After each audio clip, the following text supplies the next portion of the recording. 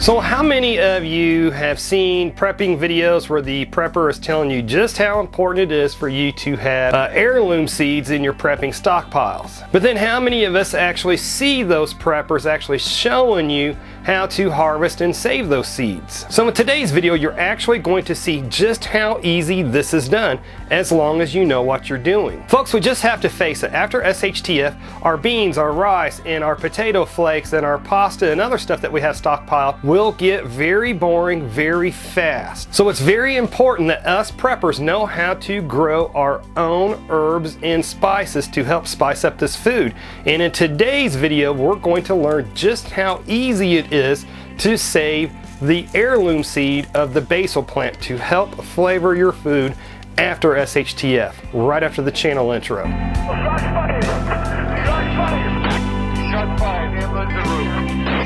So folks, because newer preppers stumble across these videos all the time, we have to knock some basics out really fast.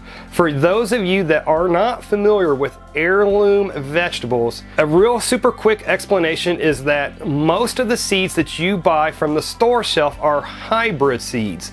And hybrid seeds will produce you one good garden, but most of the time the seeds from a vegetable grown from a hybrid seed, those seeds will be sterile seeds, meaning that they won't produce you any more gardens after that. Heirloom seeds, on the other hand, they're also called open pollinated seeds. They are not hybrid. They are more true to form, which means that once you plant an heirloom vegetable plant, you can save the seeds from those vegetables and use those seeds to grow your gardens year after year. So now, since we got that out of the way, let's get on with this video that showcases this prepping skill that I think is an absolute must for preppers to know. So today we're going to learn how to save the seeds from the basil plant. Now, I prefer the purple basil, but this works the same whether it's purple basil or whether it's green basil. But again, it works exactly the same, so let's get on with this. Now, not too long ago, me and my wife used this basil that you're seeing in this video, and then also some of the heirloom oregano that we grow, and then also the heirloom Cherokee tomatoes that we grow, but we paired those to make some really kick-butt spaghetti sauce that will really pair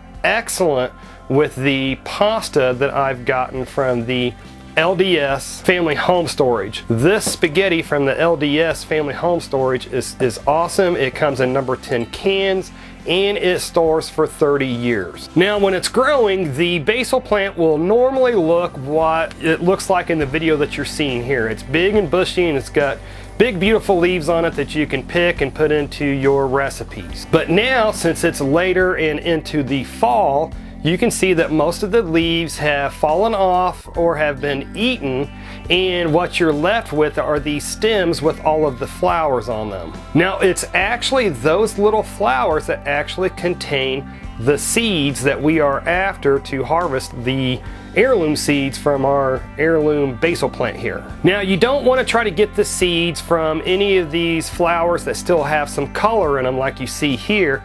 We are going after the flowers that have turned brown and brittle and then have died off. Those are the flowers that we are wanting to get the seeds from, because those seeds will be properly and fully formed and will actually grow plants for us the following year. Now, what I have found to be the absolute easiest thing to do is to actually take the stem and to actually strip all the flower petals off of that stem. And actually, each one of these little flowers, each one of these little small flowers will actually contain 2 or 3 or 4 individual seeds inside each one. And while you could take the time to individually break each little flower open one at a time to get the seeds from, what I have found is the easiest thing to do is just to dump all of the flowers into like a mesh strainer, and then I just grind them around in there, and it breaks them. And what that does is that just breaks them all up. But what you're doing here when you're grinding this up, you're breaking all of them up and you're releasing those little seeds that are within those little flowers.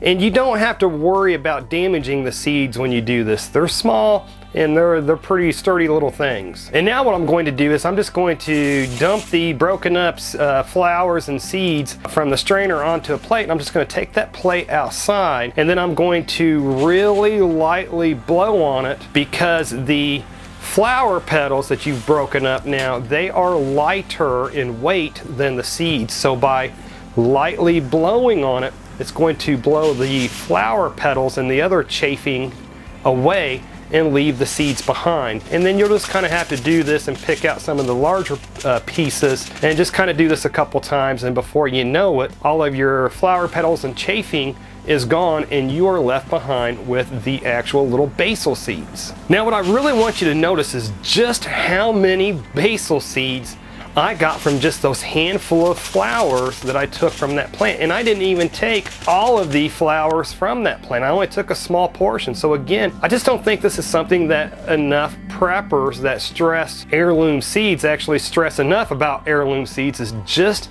how many seeds one plant will make. How you can take one plant and many times make it, expand it 100-fold the following year. Folks, it is this kind of stuff that will feed you after SHTF and when the grocery store shelves are stripped bare. Hey folks, if you like this shirt and you want to show your support for the Second Amendment, you can find the link to it below. You can order these in long sleeve and short sleeve in multiple different colors, and these shirts also make great gifts for yourself and your loved ones too. This supports the channel, and again, the link will be below.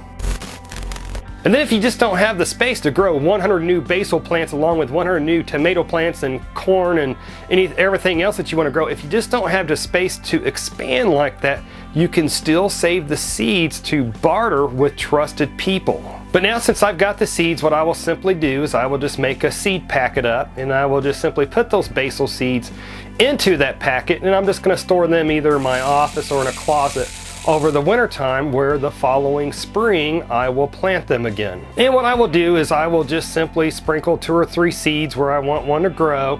When they get about 3 inches high, the ones that germinated, when they get about 3 inches high, I'll just pluck the smaller ones and leave the one remaining larger one. And after a couple weeks, it'll look like this, and then it'll grow back into the bushy plant like you see here. And then again, come the fall time, we'll have eaten most of the leaves, and the remaining leaves will have fallen off, and the process will start over again. Strip the flowers, crumble them up, blow away the chafing, and put the seeds into your seed packet for the following year. So like I say in every video, let's make this video a wealth of information for everybody that stumbles across it.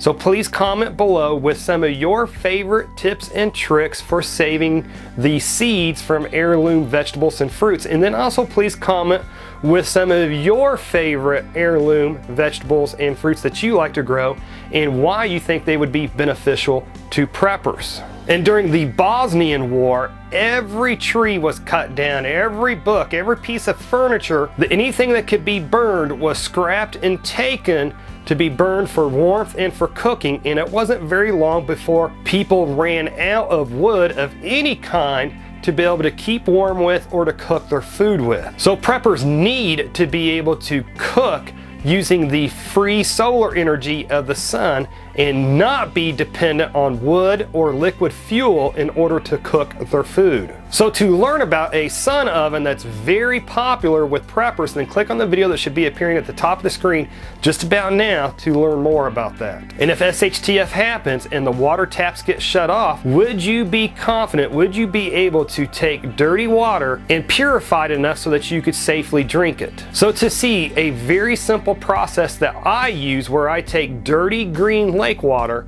and I turn it into crystal clear, perfectly safe water to drink, and I drink it on video, then click on the video that should be appearing on the right side of the screen just about now. Anyways folks, if you made it this far, hey, thank you very much for watching, and I pray that you have a good night.